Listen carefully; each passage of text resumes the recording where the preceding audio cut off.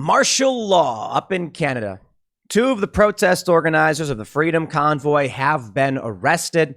Banks are being frozen. Banks are going down. Apparently, there's polls showing that people want the military to come in, but I'm not sure how much I trust those polls, and therein lies the big problem. You know, we had on this guest the other night on Timcast IRL, and we talked about civil war. And we talked about, I think we very much disagree on a lot of core issues. He says he was approaching it, Stephen Marsh, from 30,000 feet looking at this conflict, and me being on the ground a bit more.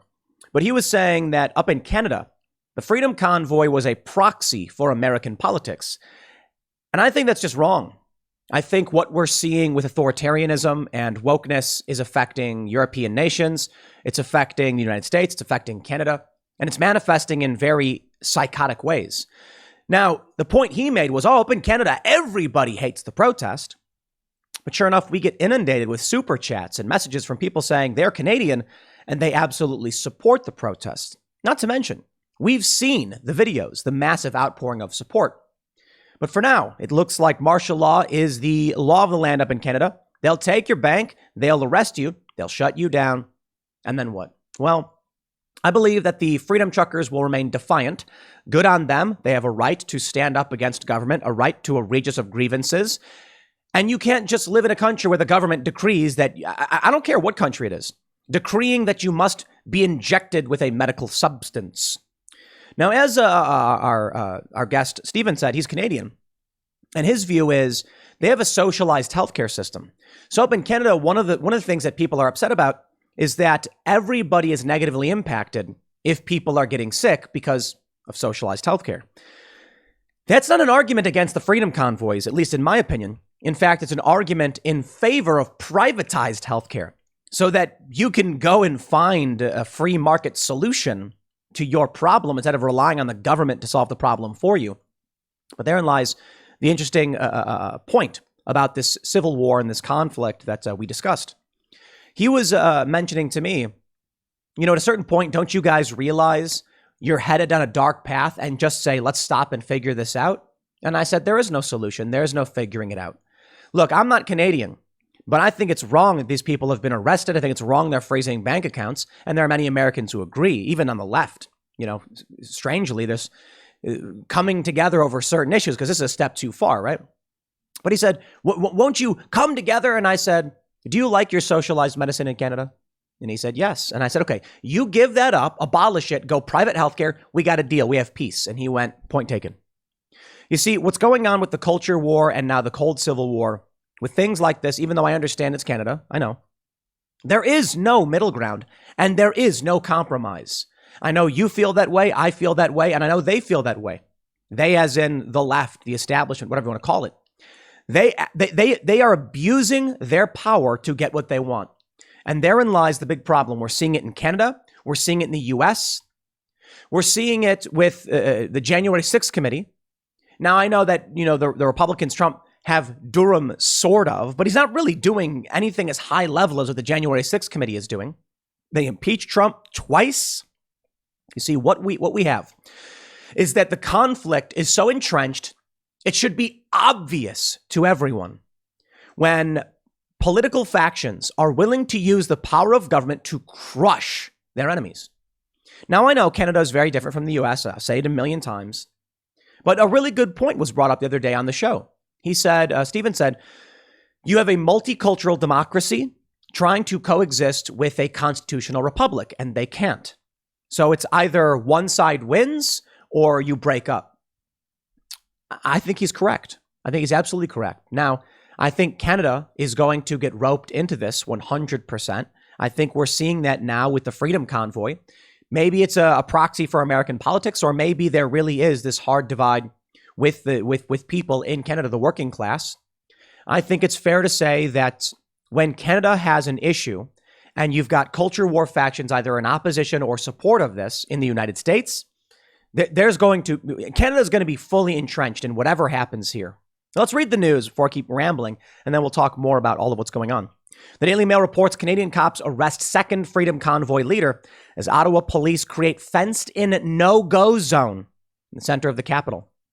Trudeau fights to keep his emergency powers alive. Now, let me just I make the point again. I know, Rand, this is the prime minister using emergency powers, setting up no-go zones, arresting people, freezing bank accounts. They will crush you. They will use everything at their disposal to shut you down.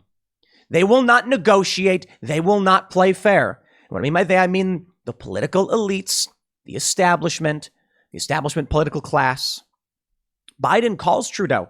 They're in agreement about this. He tells them you have to get hard with these people or else. And then Trudeau says, okay, martial law it is. We're seeing the same thing in the U.S. There is no compromise, only the exercise of power. And that's why I think we are doomed. The conversation last night was fascinating. Stephen said we're in civil strife. That is where people are actually dying over political issues at a certain number. I think it's 25 per year, and we're well above that. It's like 100 or something. Yeah. Let's read more about the convoy. Canadian police have arrested two of the most high-profile leaders of the Freedom Convoy hours after Ottawa police warned protesters to move their trucks from the center of the capital. Tamara Lich, 47, widely seen as the main organizer of the protest, was detained on Thursday night as snow fell in Ottawa. She did not resist, and she was handcuffed and calmly taken away in a police patrol car. Hold the line, she shouted, as she was escorted away. A former fitness instructor who has sung and played guitar in a band called Blind Monday in Medicine Hat, Alberta Lich, was also a senior member of a separatist group that advocated for Canada's western provinces to secede from the country. Wow. On Wednesday night, she had posted a tearful video to YouTube telling her supporters that she expected to be arrested imminently. There's a pretty good chance, I think it's inevitable at this point, I'll probably be going somewhere tomorrow where I'll be getting 3 square meals a day. And that's okay. I want you to know I'm okay with that. I'll probably get some sleep. But please stay peaceful. I know that this too shall pass. There will be a tomorrow, and we will get through this. The second leader, Chris Barber, was arrested hours before Lich on Thursday. He's being held in custody and is expected to face criminal charges, the CBC reported. Barber, a truck driver for the last 28 years who led the Saskatchewan portion of the protest convoy that has been in Ottawa for the last 3 weeks, was walking down the street with several friends when police detained him. Footage posted on social media showed him being detained. He could be seen smiling calmly as he was patted down and put in a patrol car. Call my wife, he said to a friend who was filming, and put this on social media. The arrests come as Trudeau continues to face tough opposition in Parliament as he battles to maintain his emergency powers and a crackdown on Freedom Convoy protests. Well, let me tell you, we got confirmation on the story about the banks going down, and this is as crazy as they come. Big banks in Canada face outage day after emergency declared. 5 major Canadian banks were hit by an hours-long outage on Wednesday, convincing some that a bank run might be occurring. Woo. Now, we saw these reports, and I talked about them. I highlighted this tweet from James Melville where he says, what is happening to Canada's banks? All these outages reported. We have some confirmation. I believe RBC faced the biggest outage, and they said, we are currently experiencing technical issues with our online and mobile banking, as well as our phone systems. Our experts are investigating and working to get this fixed as quickly as possible, but we have no ETA to provide at this time. Yeah. In the United States, there is a prepared American truckers convoy. They're planning to descend on Washington, D.C. and the Freedom Convoy 2022. This isn't about just us as truckers or a certain group of people or anything. It's about Americans, said trucker Mike Landis. The group has set plans to begin their journey from Barstow, California on February 25th and arrive at the Capitol on March 1st. Sounds incredible. I hope we've got some people who are going to be on the ground reporting on this. But I am fully prepared to have Timcast have a reporter on the ground with the convoy the entire time. So we'll start to coordinate that and see if that's something we can do. It shouldn't be too difficult. We'll just get one of our reporters to hop in a truck and then drive with the convoy for a couple days across the United States, make it to DC, and it should be interesting just to follow along. And I think we maybe should be able to get a 24/7 live stream, just so long as the highways have the cell coverage. But we'll try and work this out. Maybe we can get a cellular bonding unit and just do a nonstop stream. It'll be really expensive, no, for real, because you've got to that level of streaming, a lot of gigabytes, a lot of data being consumed. But we'll work it out. I'll talk with our tech guys. Maybe we can get that. But let's get back to this talk about the cultural split here with banks, running the banks with the truckers in DC. It's a culture war, but it was a culture war. I think is a better way to put it. It's a cold civil war. It is a conflict. There are two different countries here. I think Stephen was right. Multicultural democracy, which the United States has not been. Sorry, it's not been that. And a constitutional republic. I found it really interesting when he brought this up and he made that point that it's a constitutional republic versus a multicultural democracy. Because to me, it sounded like, man, that's the narrative of the global elite, the Great Reset. They want this multicultural democracy, but democracies don't work. They literally don't. What you need, and then, he's like, Canada is a democracy with minority protections. And it's like, I like constitutional republic. I like sovereignty for, I like the rights trickling down. What I should say is, power is trickling up. The smallest of jurisdictions is independent. It is sovereign. It has rights over itself to defend itself. And then it sends a representative so that we can all come to an agreement. Everybody can sort of live as they want to live. You cannot maintain a multicultural democracy. I'm sorry, it's just not possible, because I've seen other countries and how they handle these things. It was funny when Stephen mentioned to us that Canada is unstable. He said his country, he almost lost his country in like 83 and in 95, I think the years were, and that he's surprised to see the United States becoming unstable now. The reason the United States has been stable for so long is because it is a constitutional republic. The reason it is destabilizing is because multicultural democracy is starting to expand. The issue with multicultural democracy, and it depends on your definition of the words, mind you, because the left, I don't know, they define multicultural as what, just like diversity or whatever. Democracy doesn't work. You cannot have 51% ruling over 49, because eventually 49 snaps and they go off the rails and they say, no way, we're not living this way anymore. With a republic, you can live in Wyoming and live how you want to live and just be like, I don't care what you do in DC. We're a republic. There are certain things that happen with the law of the land, federally, of course, but we need to radically defederalize if we're to maintain this great American experiment, as they call it. The problem is the multicultural democracy wants to rule over the constitutional republic. The constitutional republic wants to just be a constitutional republic. That is the left and the right. I think it's a great way to explain this divide. Let me show you this story. We have this from the Daily Beast. Jordan Klepper confronts Canadian Freedom Convoy truckers, finds lots of conspiracy nuts. So what? So what? So what? I don't care. But they're not speaking to me, and I'm not speaking to them.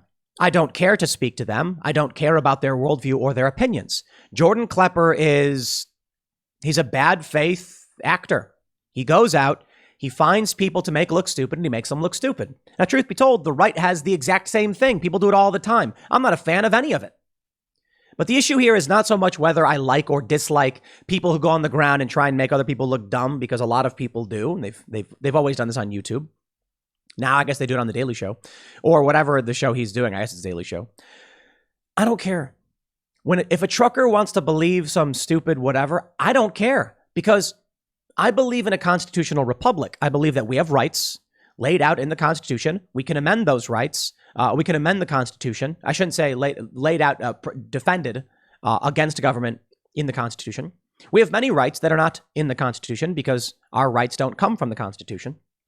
But I like the idea that if this guy wants to believe that stuff, bro, you go ahead, you believe whatever you want to believe. You go live up in the mountains and raise chickens and goats and do whatever. That's fantastic. I'm glad you're happy. You can believe certain things. You can be a good person, a bad person. Just don't don't engage in violence against me, non-aggression principle, all that good stuff. That's like a constitutional republic. The Jordan Klepper, the Daily Beast, they don't speak to us. And it doesn't matter necessarily what our politics are. It matters that there's two parent factions. There's two large tribes. We have separated from each other. You're never going to convince Jordan Klepper. Last night when I was arguing with Stephen about certain views he had, my position was the left obviously is a bigger threat to the stability of the United States than the right, and he was like, that's not true. Everyone national security, they believe the far right because they're more organized, and I'm just like, who, where, when? He mentioned sovereign citizens, and I'm just like, what have they done? They're not politically significant. I mean, they're dangerous people, sure, or some of them are dangerous people, I should say, not all of them, the ones that engage in violent acts, but they're not doing anything. They're not in the news. They're not in culture. They're not in industry. They're not in institutions. They're not funding instability. Black Lives Matter literally is going around smashing up cities and destroying property, terrorizing people. From his view, because he's on the other side of this, he disagrees.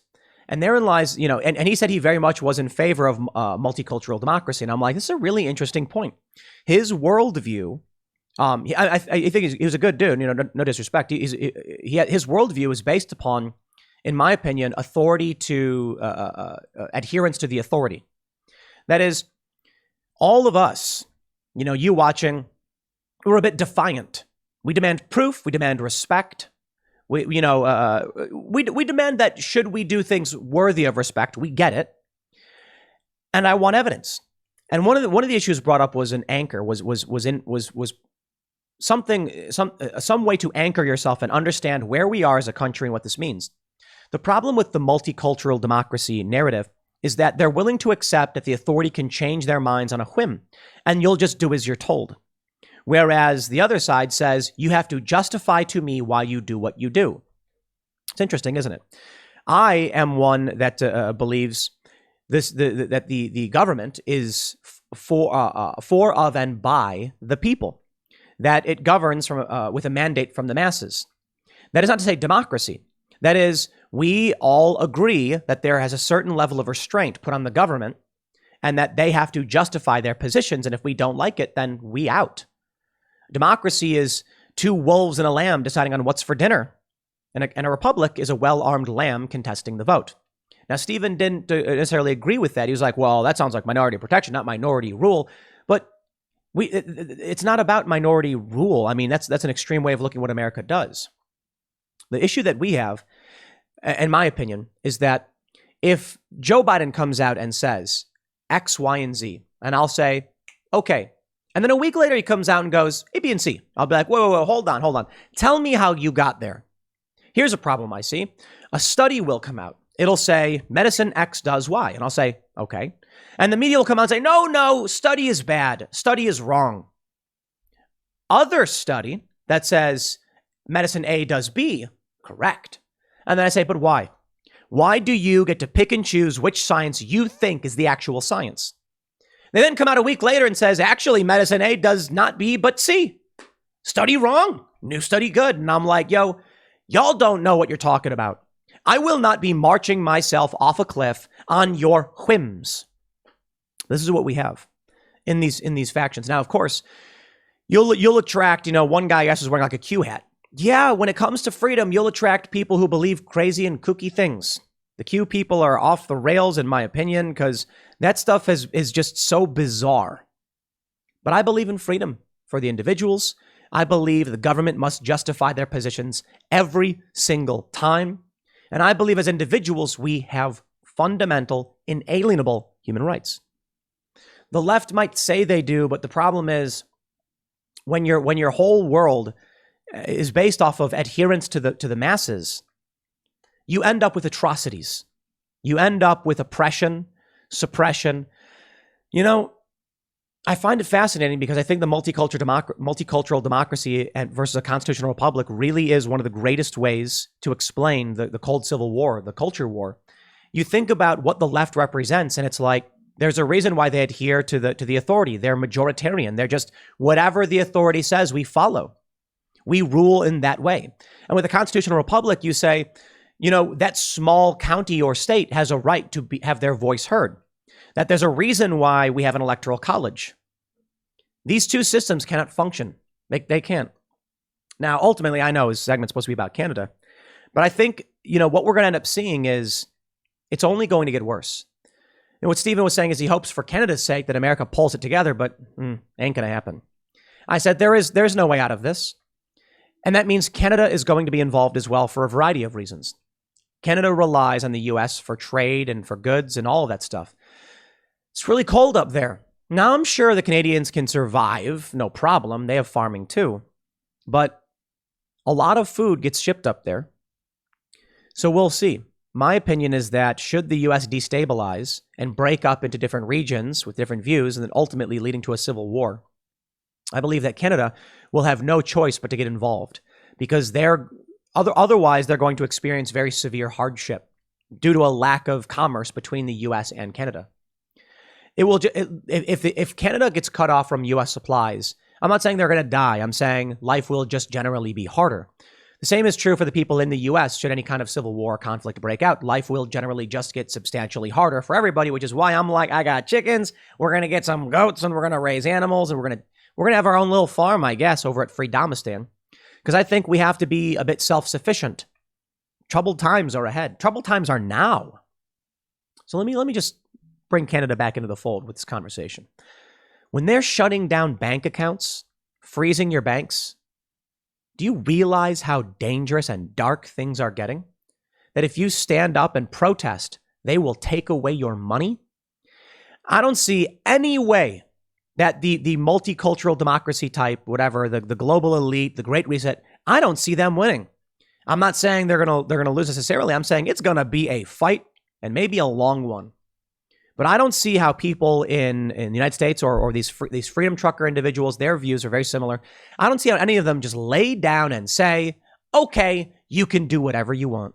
I just don't see that happening. No, I see people standing up and saying no. I'll leave it there. Next segment's coming up at 1 p.m. on this channel. Thanks for hanging out, and I'll see you all then.